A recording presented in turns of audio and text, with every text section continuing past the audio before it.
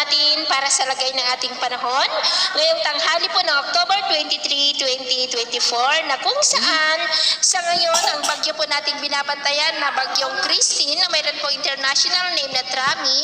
ay nasa silangang baybayin na po ngayon ng Isabela, about 120 km east of mainland ng Isabela,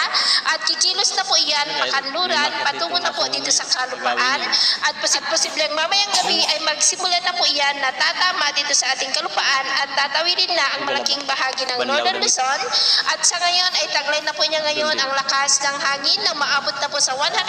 kilometers per hour, at kumikilos na nga po yan pa westward sa bilis na 25 kilometers per hour.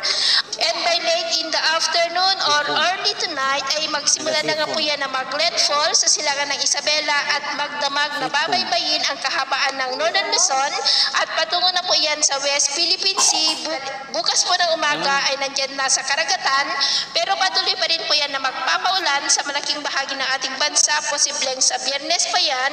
makakalabas po dito sa ating area of responsibility. Sa ngayon po ang bagyong Christine ay nagdudulot na ng maulap na kalangitan na may mga pulo-pulo na mga pawid at times heavy rain sa malaking bahagi ng ating bansa, kaya mag-ingat po tayo sa posibleng banta ng mga pagbaha at pagguho ng lupa, at nakataas na rin po ngayon ang wind signal number 2 sa buong Northern Luzon, eastern section ng Bicol region at ilang bahagi ng Northern Samar,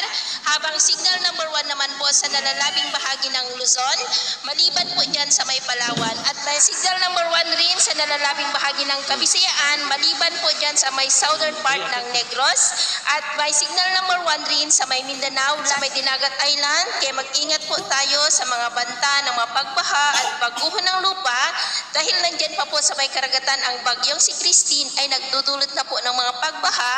sa ilang bahagi po ng ating bansa. At sa ating naman pong mga baybayin, dahil pa rin po kay bagyong Christine ay huwag na muna tayong papalaot sa silangang baybayin po ng ating bansa, extreme Northern Luzon seaboard, silurang baybayin po ng Luzon at western seaboard ng Visayas, dahil ang mga alon po dyan ay posibleng aabot